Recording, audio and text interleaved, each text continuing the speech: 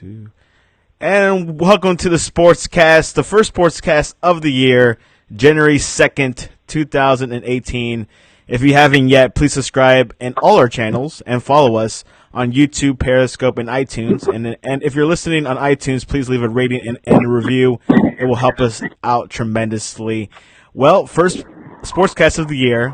I can't think of anyone else to start this off but Ryan Christa. Welcome to the Sportscast. Thank you, Santiago. New year. Feeling refreshed, ready for 2019 year of sports to begin. Big year in sports. Sports is only getting bigger, the rise of soccer and hockey. But let's get to it. Your Florida Gators defeated Michigan at the Peach Bowl. Were you surprised? Was this a big win? What do you see this win for? How would you define it? It didn't surprise me we won. It surprised me the way we kind of just dominated Michigan from the beginning to the end, and definitely in the second half. The Gators made winning plays, showed how tough they were in the line of scrimmage, and just kind of how SEC seeded Michigan when they kind of did in the second half. And I know Michigan was kind of a little bit of a shell of itself, missing a couple of their best players who didn't play, wanting to rest up for the NFL combine and get ready for the draft. But with that saying, I was definitely impressed and kind of excited now for the 2019 Gators season, because a lot of these players we have on our roster right now will be back, and we're adding more talent with a pretty good recruiting class coming in for next year. I think expectations were for Dan Mullen in his first year just to get better, change the culture, just look more like a legitimate college football team that we didn't see the last couple of years. And he did that and more. There's just a sense of pride the Gators played with this year that just excited not just me but the rest of Gator Nation. That we're not just we're not excited for next year, but for years to come, because of the way this year went. Lamical Perrine had a 5-yard scoring catch and a 53-yard touchdown run to lead number 10 Florida's strong rushing attack Saturday, helping the Gators cap their comeback season with a 41-15 rout of number 8 Michigan in the Peach Bowl.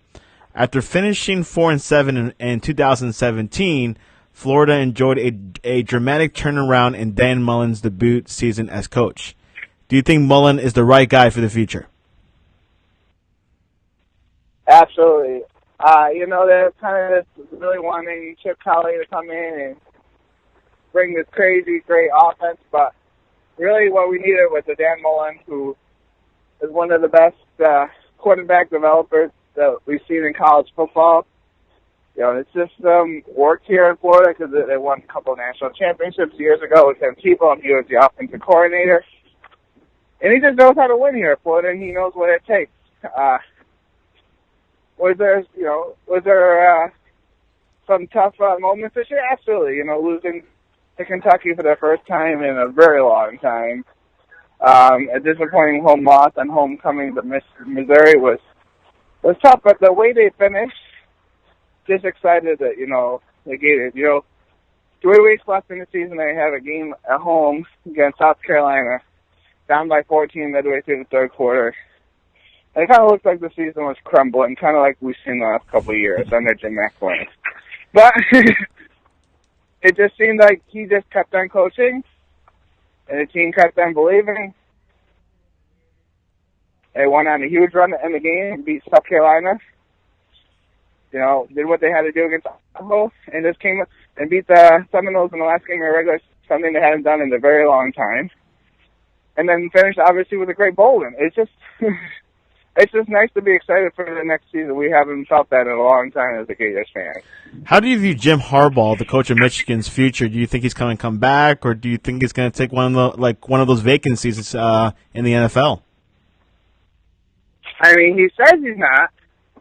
He says he wants to be here in Michigan long term, but Michigan is a hard place. you're always going against Ohio State. And right now, Ohio State's got things rolling, even with the new coach, Ryan Day. So no matter how much you do, if you don't beat Ohio State, you're always going to think your season's a failure. He hasn't beaten Ohio State. But yeah, he's kind of turned the program. They're consistently getting 9-10 wins. It just seems like the Michigan fan base, they're excited at first. Now it seems like they're getting a little antsy. They want more. Well, but it just seems like I've always thought Jim Harbaugh being, an NFL guy.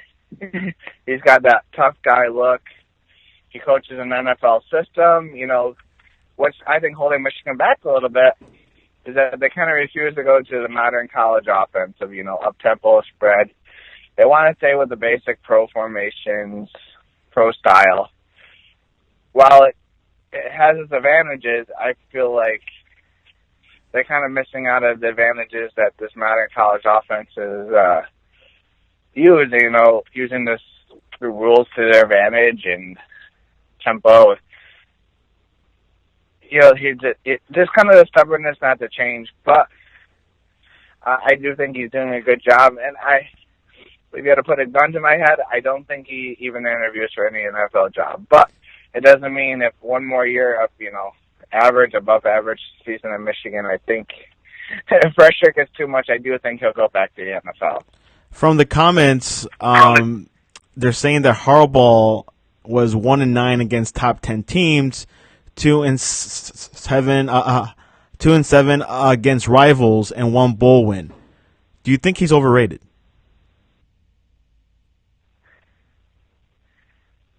No, because Michigan had little of no success before he got to,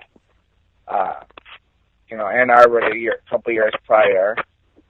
And what he did, he literally, that Stanford that we see now winning 8, 9, 10 wins, they were literally the biggest dumpster fire out in the Pacific. When he got there, they were terrible. He transformed their culture. He showed that you can win at an academic school. So no, I don't think he's overrated. And what he did with the 49ers, taking them to the Super Bowl, if you look what they've done before he got to the 49ers and after he got to the 49ers, shows how good of a coach he is. So no, is he overrated? No. Does he get too much attention at the time? Yeah. Speaking about Black Monday, we're talking about it. These were the coaches that got fired. Arizona Cardinals, Steve Wilkes. Miami Dolphins, Adam Gase. Broncos coach Vance Joseph. Bengals, Marvin Lewis. Buccaneers, Dirk Koetter. And New York Jets, Todd Bowles. From this list, who do you think was the most surprising?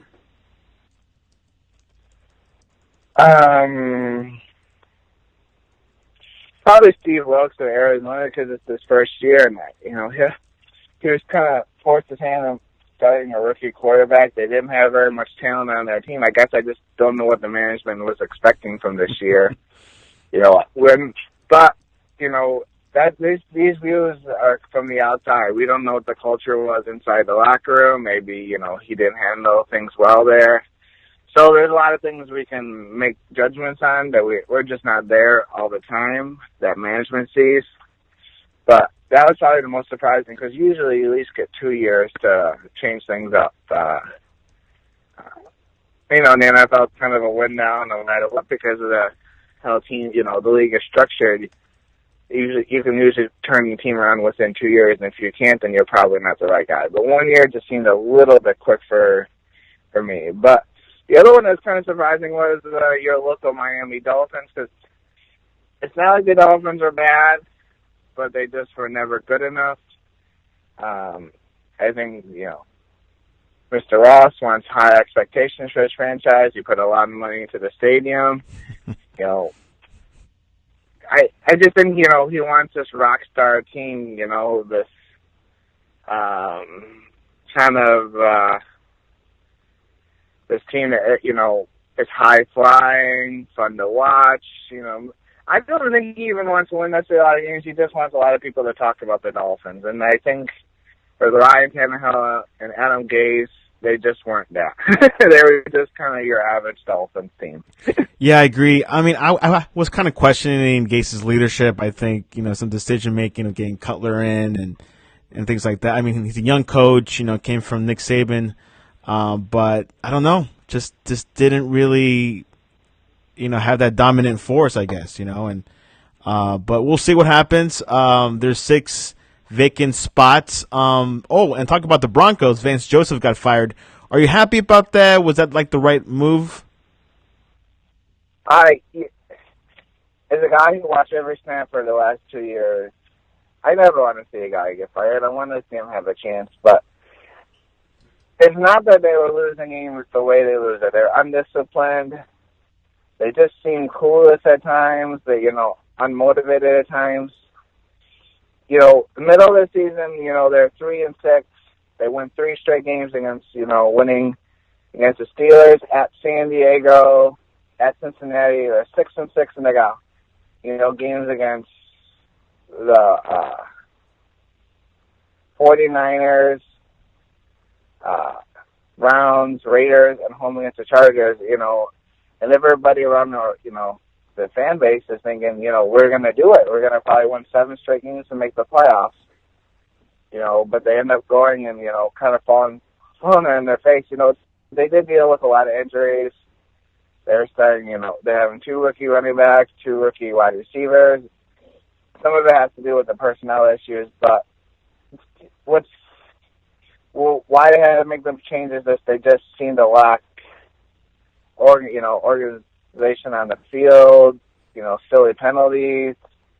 The stuff that kind of reflects on coaching, not necessarily on talent.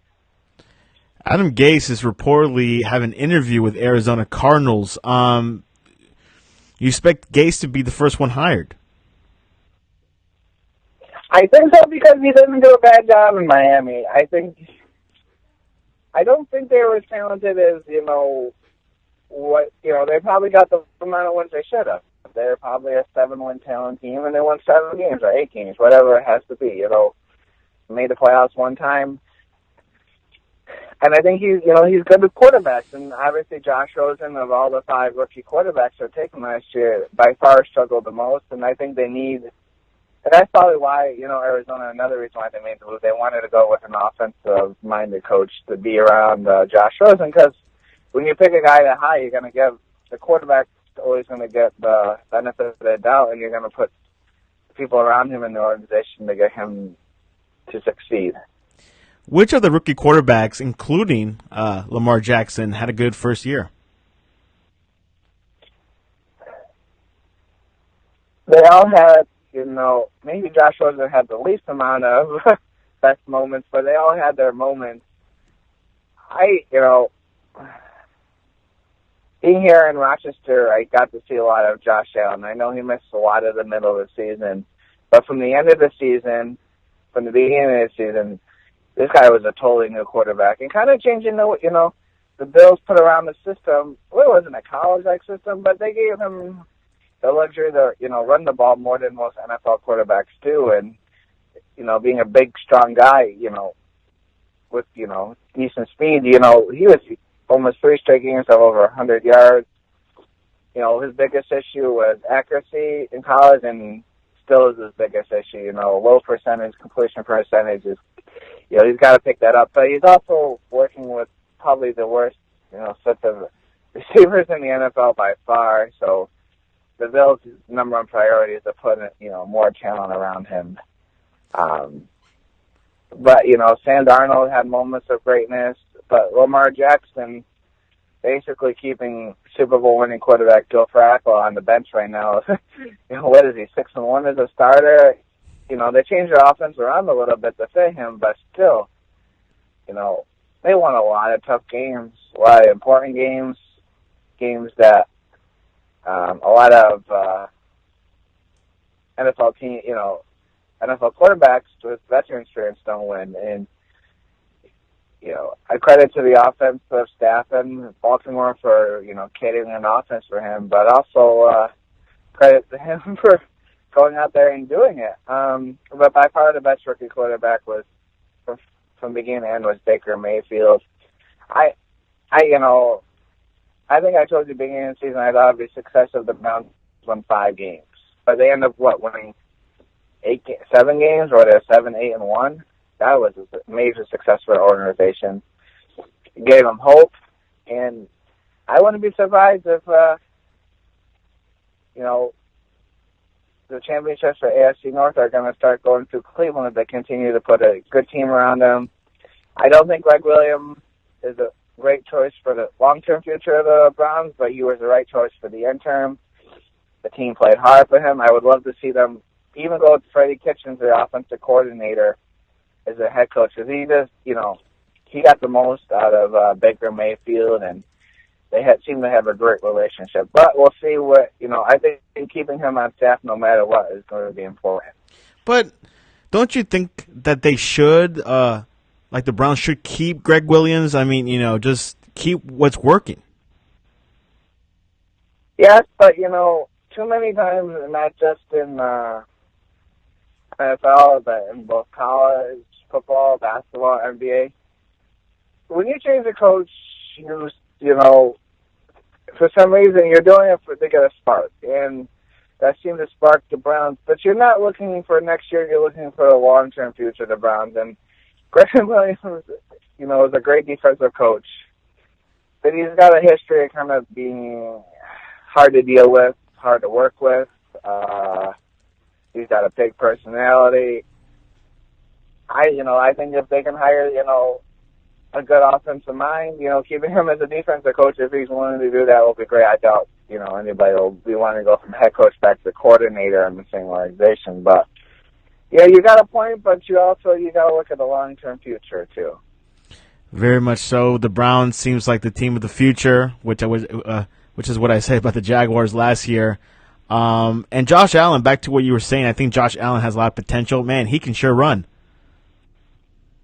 Yeah, I mean, the numbers, Santiago, we haven't, even some, he's putting up Michael Vick numbers, and he's not, I'll say Michael Vick was, he's stronger than Michael Vick, but he's not that kind of speed, but, man, he's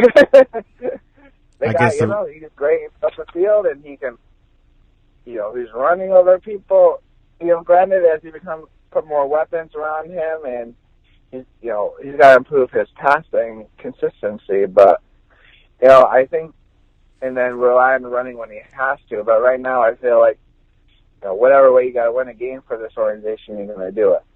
I was telling I was talking to my wife, being a local like her, she growing up as being a Bills fan, and I told her, and I've heard this from multiple people, even though the Bills went to the playoffs last year, this team is in a much better shape, winning 6 games this year. It has a much brighter future than they did last year when winning 10 games. Because they have a direction now. Last year they didn't have that. They were just kind of a team that got every break in the world, and they made it to the playoffs. And it showed in their game against the Jaguars they just don't have very much talent. But, they drafted well this year.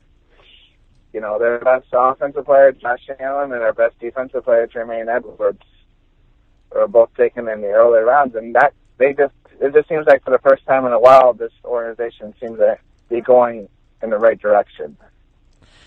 And I guess, the Bills' future, looks very bright with Josh Allen. I kind of wish Vontae Davis should have stuck around.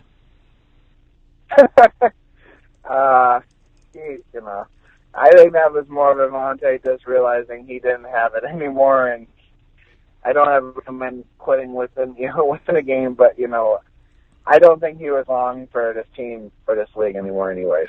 Kyle Williams retired this past weekend. What were your thoughts about his career?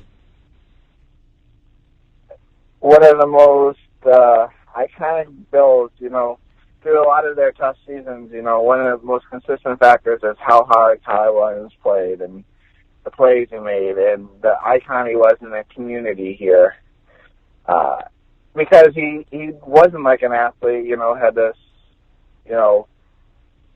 ultra lifestyle, but his life was just like an average person, country boy from Louisiana, he was very friendly, always willing to sign autographs. Was he the best ever Bill? No, but he was always consistent. The fans loved him. You know, you talk about a game when it was, 15, 20 degrees in December, and the game that didn't matter at all in the playoffs, and you almost have a full stadium in Buffalo, unheard of. But they all were there, because they wanted to say goodbye to Kyle Williams. And, I not a Bills fan, but, somebody who's close to, who knows a little bit more about the Bills more than we do. Yeah, like the Bills are definitely a team to watch out for in the future, and the Dolphins have to put their act together to get a new quarterback. I think Tannenhill is out. I don't think you're going to see it next year, the Bills overtaking the Patriots.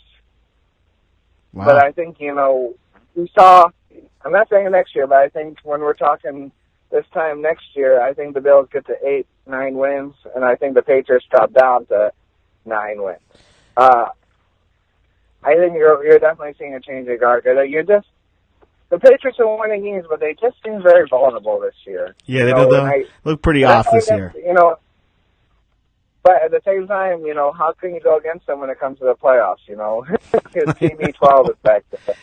And though they usually go to the Super Bowl when they have home field advantage, this year they don't. But Kansas City does have a weak defense, so we'll definitely keep an eye if the Patriots go on to the AFC Championship. Should the Dolphins get rid of Tannenhill?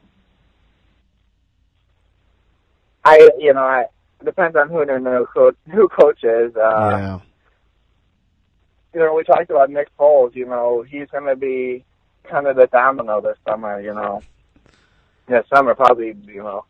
When we're talking here in March, when free agency starts. But what if the Eagles win the Super Bowl with Nick Foles again this year? That complicates it, but I feel like the Eagles had a very good team last year. I don't know if they have that type of team this year. And I know they got in, and I know they're playing inspired football the last couple of weeks, and sometimes, coming in, getting hot at the right time makes a big difference. It didn't really surprise me last year on Monday in Super Bowl because I think they had a really good team beyond their quarterback. I just don't know if they have that this year. And I don't know if Nick Foles can do it 2 years in a row. Because what he's done in the last couple of weeks of the regular season has been great. It's just hard for him to imagine that somebody, continue to do that. So you're thinking the Dolphins, if Foles, is a free agent, should consider Foles? Well, I think he's ending up either in, Jacksonville or Miami. I believe. He's going to Florida. I believe so. I don't know anything more than you, Santiago, but that's just a hunch. And the Buccaneers had decided to keep James Winston. Was that a right choice? He's got all the talent in the world, Santiago, and they got a lot of talent on that offense. I know Mike Evans. Texan, has said he wants to move on from the organization, but if whoever comes in as a new coach can, keep him, Mike Evans, with Peyton back and the running back, I think this team can put up a lot of points. Can they build a defense around a consistent defense? Yeah, I do think it'll be a defensive-minded head coach, though, for the Buccaneers over there. Yeah, it's something that the Buccaneers have a lot of talent, and we'll see. We'll see what happens. So Nathan Peterman. I guess to me, to the side note, Santiago, I've watched a lot of football in my life, and I just don't understand how Dirk Cutter can be more clean house. Maybe get rid of the quarterback. I don't know. They got still a lot of money invested. The salary cap will be a huge hit, I think, if they really stay the car right now. I just don't think they're in that position to do that. Maybe another year, see if David Carr works out under John Gruden. If not, then next year, was just a weird year. As it looks right now, they're going to be playing in a new city for 1 year before they move into their new stadium in Las Vegas. And where would that city be? Just kind of get through this year, Wow, Santiago, no one knows. I think it's 50% they're back in Oakland and 50% anywhere from playing at the 49er Stadium to playing in San Antonio. San Antonio would be awesome just to see how it works. I think, yeah, I don't know. It's just a weird year. I think, Mike Mayock, more known for his, being the Mel Kiper of the NFL Network draft guy, but it's interesting to see how he does as a GM. Kind of. They're hiring the Raiders are hiring a whole lot of TV personnel. No, but I don't know the right guy. They're just a weird organization, That's why they call it the black hole for some reason. As long as something that they never know what they're.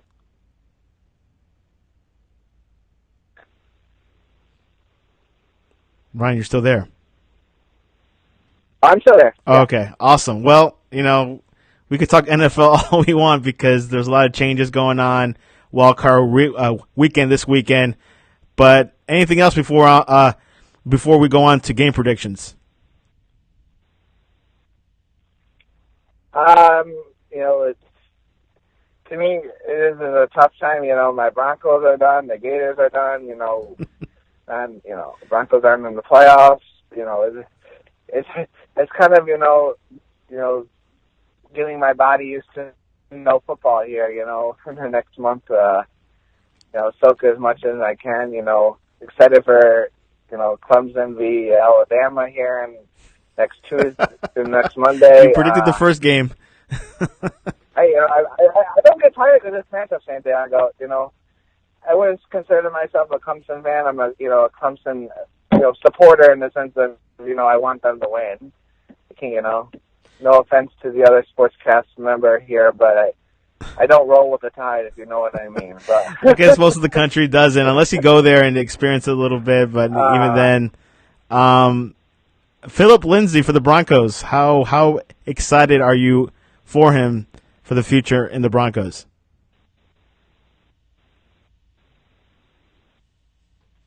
I'm excited. I don't know how good he'll be in the future, if this is just a one-year kind of new guy in the scene, or he's legitimately a guy we can build a franchise around.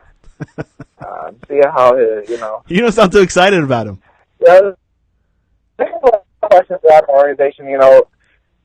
When you talk about personnel, you're going to have to, start with the coach and what type of coach you're bringing in, in what direction, I highly doubt we'll get rid of Case Keenum. He's only 1 year left on his deal. It'll be interesting to see if we get a new quarterback, draft a new quarterback in this year's draft, or are you just going to roll with what we got? And then, I think most people, and I think even Case Keenum knows he's not going to be the Broncos quarterback going beyond this year. So where are we going to go? We're going to find one through free agency, or we're going to build through the draft. It's too bad. When it comes to Philip Lindsay, I think he was great this year. I don't know if he's the guy. I would like to, it'd be nice if we can get him and Royce Freeman to be long-term answers because they're so young. Royce Freeman being more of a bigger pounder back, while Philip Lindsay's a quicker, do everything type of back. Seems like you're not much of a fan of Phil Lindsay.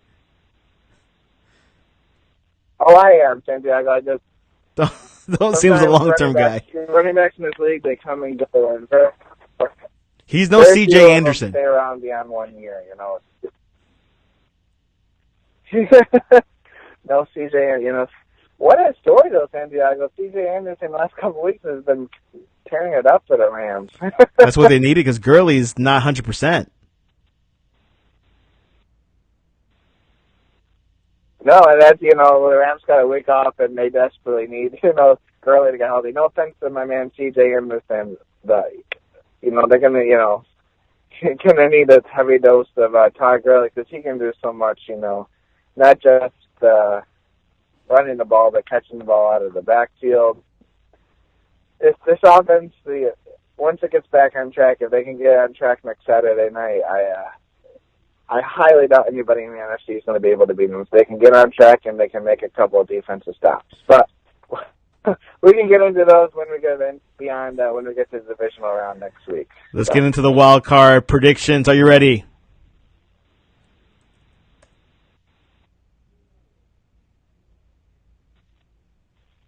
Ryan?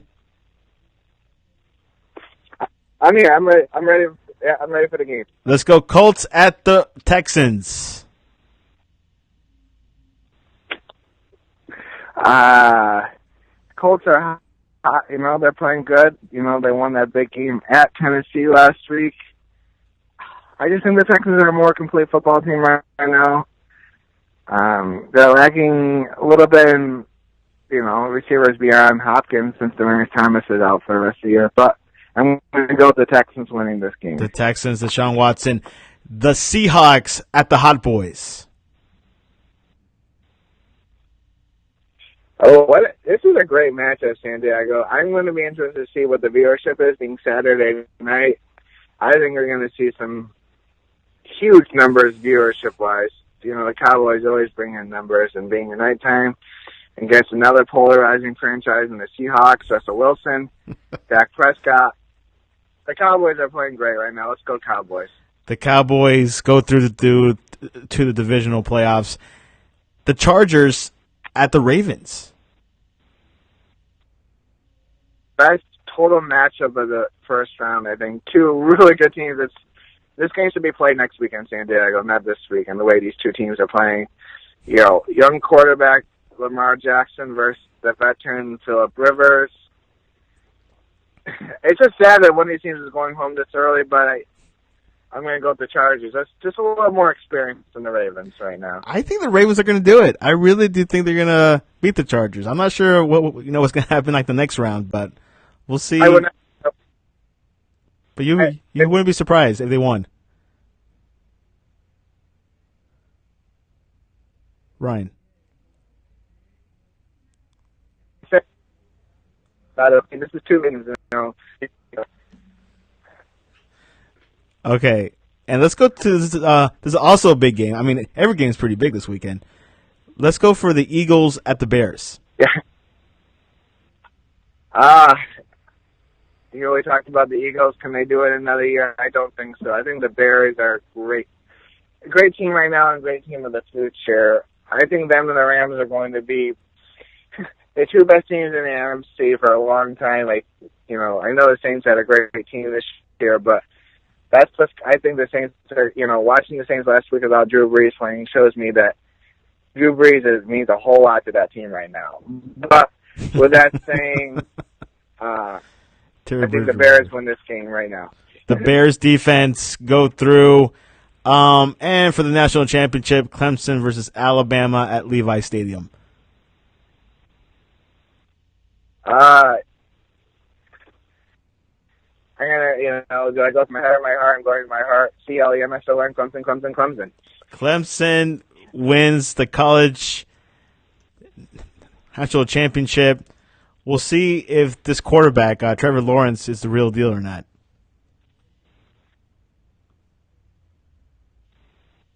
Yeah, I will definitely see, and I just think this Clemson, the front line is going to put a lot of pressure on Tua, and if anything we learned from the game against Georgia, that if you put pressure on Tua, he's more vulnerable and will make mistakes.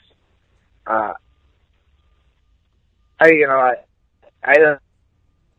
know tested much this year, and it's going to be interesting to see who deals with that thing in the close game. I just, like I said, I don't really roll with the tide, but, I think Dabo, I'm just kind of fond of him, much more than I am of St. Nicky over there. But I'm gonna go with Clemson to win this. Ryan is going with Orange this Monday night. And Ryan, how can people reach you to talk to you about the Buffalo Bills? The Mad Dog Report 18, yeah. That's funny to say, but yeah, I do. I watch a lot of Bills games. I do not necessarily a fan, but I do appreciate. in my area. The local NFL team, one of the teams, one of the cities that are played in, like Green Bay and Buffalo, one of the odd cities that, they're not big markets per se, but it's one of those things the NFL is, hey, it works in those cities, it works. Well, Ryan, thanks for coming onto the Sportscast. We're going to have a huge weekend in sports. We'll see you next week, right? Yeah, definitely. If I don't catch you before the national championship, well, right. Our spring baseball, spring college basketball, and, of course, the NBA All-Star Game and playoffs. Ryan is throughout the whole year because he's a hybrid in the Sportscast. Thanks for coming on. All right, sounds good. See you, Santiago. Bye-bye.